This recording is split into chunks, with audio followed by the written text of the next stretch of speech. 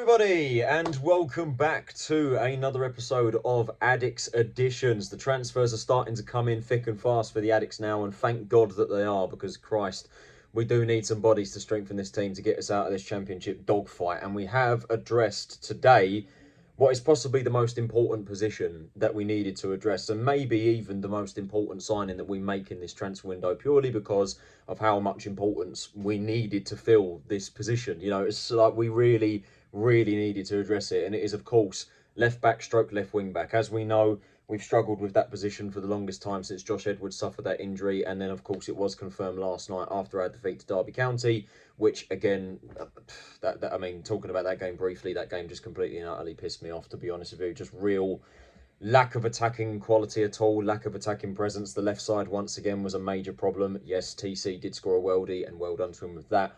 But it just emphasised that problem, the problem on the left side even more for me. I mean, all areas of the pitch, but I'm not just singling out that, because it was a poor performance overall to this. It took us until going 2-0 down with two terrible defensive mistakes for us to score a goal and actually look half decent. But yeah, it's just frustrating on the whole balance. Lloyd Jones getting injured and he's in doubt for Millwall now, which is an absolute joy.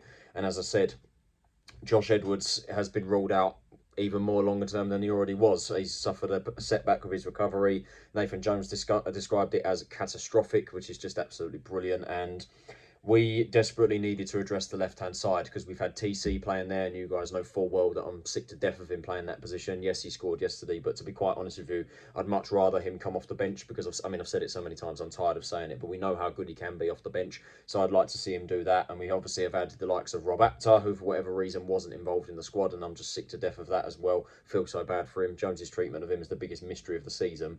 Arnel Hernandez, who's currently injured and has been rubbish, and then we actually do have a left back at the club right now in Jerome Russillian, but for whatever reason he hasn't been playing, so I don't know what's going on with that. I would have expected him to get some minutes at the very least, but he hasn't played. So it was very obvious that we needed to address the left hand side with Edwards' injury and the abundance of players that we have that can play that position that for whatever reason either aren't playing, or when they do play are not good enough. And thank God we have addressed it. We have signed a left back, and just like Harry Clark and Lyndon Dykes, it is a player that brings me excitement, but also quite big caution, if I'm being totally honest with you. And the player in question is Liverpool youngster and England under-20 international Luke Chambers. He joins the club on loan until the end of the season, the 21-year-old, as I mentioned, joining us from Premier League champions Liverpool. Now, it's a left back, thank God. As I said, it's the position that we desperately needed to address.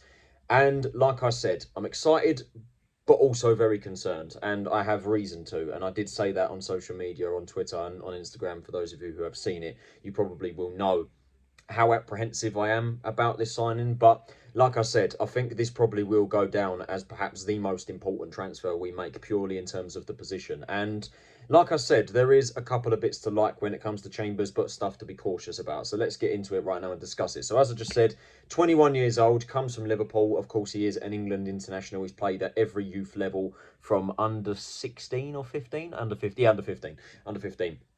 In the England setup, and he's currently an under-20 international. So he has obviously got a lot of potential and a lot of, you know, excitement to bring about his career. You know, he's young, he's energetic, and has a lot of potential. And in terms of his professional minutes, if we're looking at his professional career, he's had experience, but in terms of what we need, I guess you could say it's very limited. So he's obviously had very little games playing for Liverpool. Jurgen Klopp gave him his debut, I think, in the 2021-22 season, and he's played on and off a couple of times since then.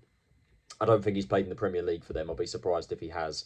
As a matter of fact, he hasn't, just looking at his statistics, but he has played a couple of times in cup competitions, but has primarily played for their under-21 side. Now, of course, he has naturally had loan spells in 2022-23, sorry.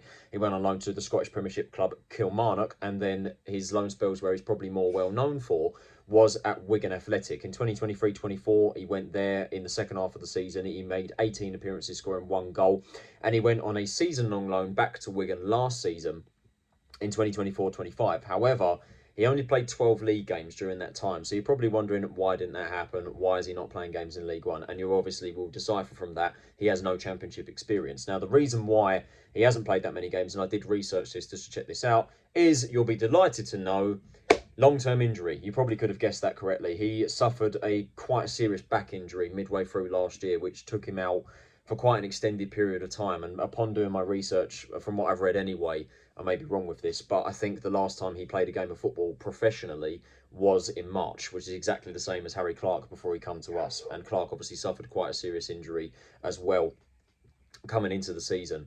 Coming into last year, which is why he hasn't played this year. And Chambers has obviously had to spend time to recover from this back injury. He has played a couple of times for the under-21s this season, so he's not entirely raw, and he hasn't just been sat in and rotting away in the reserves. You know, Liverpool have put him to good use in their academy setups, and he, of course, has now joined us. So, yeah, I think there's a couple of bits to like. I mean, he seems like an attacking wing-back because he has scored some goals. He got a goal for Wigan in both of the seasons he was on loan. It's not obviously anything to write home about. You know, it's only one goal. But he does seem like an attacking and energetic wing-back. And that's what Wigan fans have been saying. Wigan fans, from what I've read on social media, have said that he is energetic, he gets forward, you know, he's got a bit of pace and he is very promising. And Wigan was saying that last season when he got injured, they really missed his creativity. So that, for me, is a massive box to tick in that. I mean, we need that creativity in the wide areas. We know that. We do need someone that can, you know, bomb it down the left side in particular and put swing balls into the box. And hopefully Chambers can be that. And he did say in, you know, the promotional video that the club made when we signed him that hopefully he can get some goals and assists. So clearly the attacking part of his game, attacking is, you know, definitely a key part of his game, which is so definitely something we can be excited about. And like I said, he is young, he's only 21, he's got a lot of potential and a lot of excitement, which is for me very good. And obviously he comes from Liverpool, so they're definitely going to look after him and nurture him. The problem for me again is the lack of professional minutes, you know, yeah, because he hasn't played an awful lot, let's face it, across his career. He has no experience in the Championship, so that does slightly worry me. Again, the biggest concern for me, injury proneness. Again, bringing in players that are known to break down and very seriously as well. You know, to suffer a back injury when you're 2021, you know, just it gives me a reason to be worried, is all I'm saying. It gives me a really big reason to be worried. And the part of me is slightly underwhelmed by that, you know, but I also, I mean, ultimately, I mean, like I've said, when it comes to anyone that we sign, ultimately anything that they've done before this point is irrelevant because all we need to do is judge them on what we can do in a Charlton shirt. He could be the next best thing since sliced bread, you know, he could be exactly the player that we need. And the thing is, we need him to be. That's the thing. There is a lot of pressure on Luke's shoulders to come straight into this team because I'm going to assume he's going to come straight into the team against Millwall on Saturday and he's going to need to perform. And not just in that game, of course. I mean, naturally, we're going to want to get a result because we haven't won against them lot for quite a while, and I don't like bringing it up. But anyway, it's not just that game. We do need him to perform throughout the rest of the season because we are in a relegation dogfight. And the one position that any Charlton fan would tell you that we needed to strengthen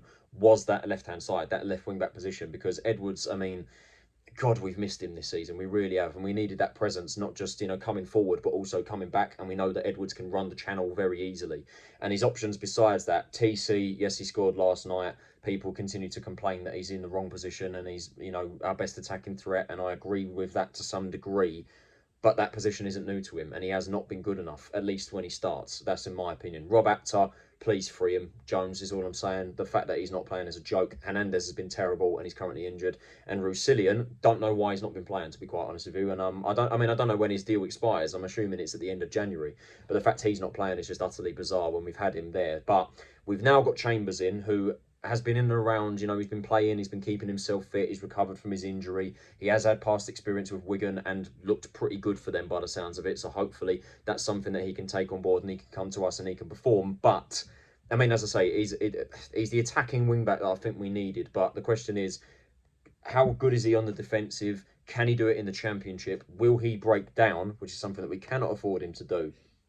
You know, that's ultimately, is he going to make a difference? That's what I'm worried about. So I'm excited in the sense that he's a young player. He can get forward, he can get balls into the box, and he can score a couple of goals, which excites me.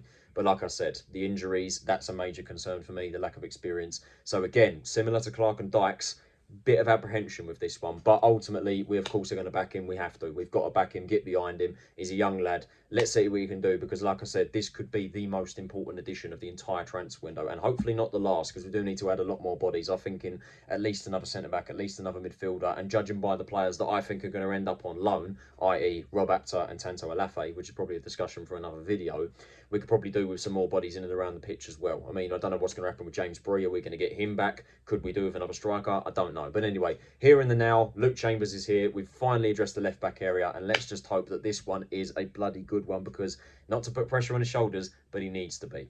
So that is it for this episode of Addicts Editions. I hope you guys did enjoy it. If you did, can you possibly leave a like, subscribe if you are new around here, turn on those post notifications so you're notified of every time I upload a new video. Welcome to Charlton Athletic, Luke Chambers joining us on loan up until the end of the season from Liverpool. What do you guys think of Luke's arrival? Let me know in the comments below. Where do we need to strengthen? Who would you like us to bring in? Get that down in the comments below. Thanks for the support on the latest videos as well, guys. That is greatly appreciated. I know that I've been very busy on the channel. I mean, 4 videos last week was a joke. Obviously, it hasn't been as active this time round, but you know, when these signings do come about, we of course have to get these videos out, because I've said it so many times, but I love doing these videos. It is absolutely brilliant that I've brought this series back, and it feels good to talk about these players, and hopefully Chambers will be a good addition for us. Let's hope and pray, because like I said, it needs to be. But that is it for this episode, guys, in this video. I hope you guys did enjoy it. I'll see you guys next week for the latest episode of Addicted, where we'll be dissecting the Derby game yesterday in a bit more detail, and of course Millwall on Saturday, which I'm just dreading, to be quite honest with you, but hopefully we can get something from the game. I think that's what most Charlton fans would take. But yeah, thanks for watching this video, guys. Again, this has been Tyler Rolinson. Have a nice day, and I'll see you all in the next video. Take it easy, stay safe, and I'll see you all then.